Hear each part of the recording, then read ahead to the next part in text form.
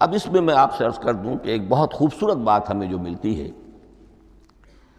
تورات میں، جو استثناء، جو سفر استثناء ہے ڈیوٹرانومی، اس کے 18ویں باب میں 18ویں اور 19ویں آیات جو ہیں اس میں ذکر موجود ہے، میں ان کے لیے انہی کے بھائیوں میں سے تیری مانند ایک نبی برپا کروں گا۔ اللہ تعالیٰ کلام فرما رہے ہیں یہاں حضرت موسیٰ علیہ السلام سے، آج بھی موجود ہے۔ اولڈ ٹیسٹمنٹ، ڈیوٹرانومی یا کتاب استثناء، سفر استثناء، اس کا 18واں باب، اس کی 18ویں اور 19ویں آیات جب چاہیں جا کر دیکھ لیں۔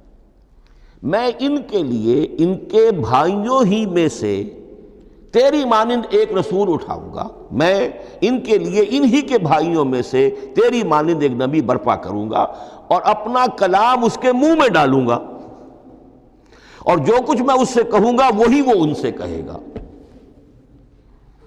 یہ ہے جو پیشین گوئی ہے محمد الرسول اللہ صلی اللہ علیہ وسلم کی۔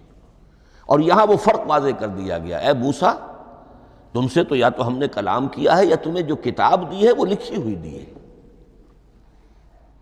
لیکن جو نبی تیری ہی مانند میں برپا کروں گا۔ اب اس میں بھی نوٹ کرنے کی بات ہے کہ حضرت موسیٰ کے مشابہ نبی اکرم صلی اللہ علیہ وسلم کے سوا کوئی نبی نہیں۔ صاحب کتاب وہ بھی تھے، صاحب کتاب محمد بھی ہیں، صاحب امت وہ بھی تھے، اور صاحب امت محمد رسول اللہ ہے۔ تیری مانند صاحب شریعت، حضرت عیسیٰ صاحب شریعت نہیں تھے، شریعت موسوی ہی کو نافذ کرنے کے لیے آئے تھے۔ ان کی حیثیت دین موسوی کے مجدد کی تھی، ویسے نبی تھے، اللہ کے فضل و کرم سے نبی تھے، اس میں کوئی شک نہیں، رسول تھے، لیکن یہ کہ ان کے کام کی نوعیت کیا تھی، اس لیے کہ کوئی نئی شریعت لے کر نہیں آئے۔ اب بھی انجیل میں الفاظ موجود ہیں، don't think I have come to destroy law, the Mosaic law جسے یہ کہتے ہیں، شریعت موسوی، وہ تم پر نافذ رہے گی، تم اس کی پابندی کرو گے، چونکہ صاحب شریعت رسول یا موسیٰ یا محمد صلی اللہ علیہ وسلم علیہ الصلوۃ والسلام۔ تو میں ان کے بھائیوں میں سے، اب بھائی کون ہوں گے؟ ظاہر بات ہے بنی اسرائیل، ان کے کزنز کون ہیں؟ بنی اسماعیل۔ بنی اسرائیلی تو جو بھی نبی ہے وہ انہی میں سے ہے، ان کے بھائیوں میں سے، تو بھائی تو ہوگا، ان کا کزن ہوگا، اب وہ کون ہے؟ بنی اسماعیل۔ تو ان کے بھائیوں میں سے گویا کہ غیر اسرائیلی جو ان کے قریب ترین قرابت دار ہوں گے وہ بنو اسماعیل ہیں۔ تیرے مانند صاحب شریعت نبی میں برپا کروں گا، لیکن اس پر جو میرا کلام اترے گا وہ کس شکل میں اترے گا؟ میں اپنا کلام اس کے منہ میں ڈالوں گا، اور پھر وہ جو کچھ کہے گا وہ وہی کہے گا جو میں نے کہا ہے۔ اب اس کے حوالے سے ایک بہت اہم بات سمجھ لیجئے، اور قرآن مجید کے دو اہم مقامات کی وضاحت اس سے ہو جائے گی۔ یہ کلام اللہ، قرآن مجید میں اس کو قول جبرائیل بھی کہا گیا ہے۔ کلام اللہ حضرت جبرائیل کے ذریعے سے جب ادا ہوا ہے تو قول جبرائیل ہے، اور پھر جب وہ محمد الرسول اللہ کی زبانی ادا ہوا تو قول رسول ہے، قول محمد ہے صلی اللہ علیہ وسلم۔ یہ قول اللہ بھی ہے، قول جبرائیل بھی ہے، اور قول محمد بھی ہے بیک وقت۔ یہ بات دیکھیے سورۃ تکویر، اذا الشمس کورت، انہ لقول رسول کریم ذی قوت عند ذی العرش مکین مطاع ثم امین وما صاحبکم بمجنون۔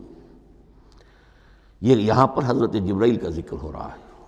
وما ہوا بقول شیطان الرجیم، محمد تک اس قرآن کو لانے والا تو وہ بلند پائے کا فرشتہ ہے، یہ کوئی شیطان رجیم نہیں ہے۔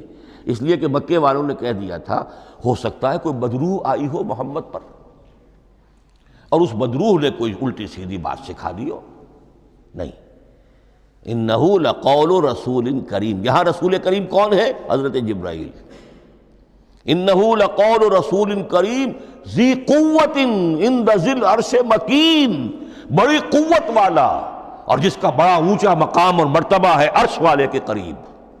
ذی قوت عند ذی العرش مکین مطاع ثم امین، وہ فرشتوں کے مطاع ہیں، فرشتے ان کی اطاعت کرتے ہیں، فرشتوں کے سردار ہیں، اور پھر ساتھ ہی پورے امین ہیں، جبرائیل امین، یہ ہم لفظ استعمال کرتے ہیں۔ اور اس کے بعد آگے جا کے فرمایا وَمَا هُوَ بِقَوْلِ شَيْطَانِ الرَّجِيمِ، یہ کسی شیطان رجیم کا قول نہیں ہے۔ اب یہاں اس سورہ تکویر میں قرآن کو قول جبرائیل قرار دیا گیا، لیکن سورۃ الحاقہ میں چلیے، اس کے آخر میں آتا ہے إِنَّهُ لَقَوْلُ رَسُولٍ كَرِيمٍ وَمَا هُوَ بِقَوْلِ شَاعِرٍ قَلِيلًا مَا تُؤْمِنُونَ وَلَا بِقَوْلِ كَاهِنٍ قَلِيلًا مَا تَذَكَّرُونَ تنزیل من رب العالمین۔ یہاں اب رسول کریم سے مراد محمد الرسول اللہ صلی اللہ علیہ وسلم، یہ کسی شاعر کا قول نہیں ہے، کسی کاہن کا قول نہیں ہے، یعنی جس کے زبانی یہ قرآن لوگوں کے سامنے آ رہا ہے۔ جبرائیل کا قول ہو کر تو محمد پر نازل ہوا صلی اللہ علیہ وسلم، لیکن اب لوگوں کے سامنے وہ قول محمد بن کر آ رہا ہے۔ انہ لقول رسول کریم وما هو بقول شاعر قلیلا ما تؤمنون ولا بقول کاہن قلیلا ما تذکرون تنزیل من رب العالمین۔ تو قرآن مجید کلام اللہ ہے، پھر وہ قول جبرائیل بنا جب جبرائیل نے آ کر محمد کو سنایا، اور پھر وہ قول محمد بنا جب محمد کی زبان مبارک سے لوگوں نے اسے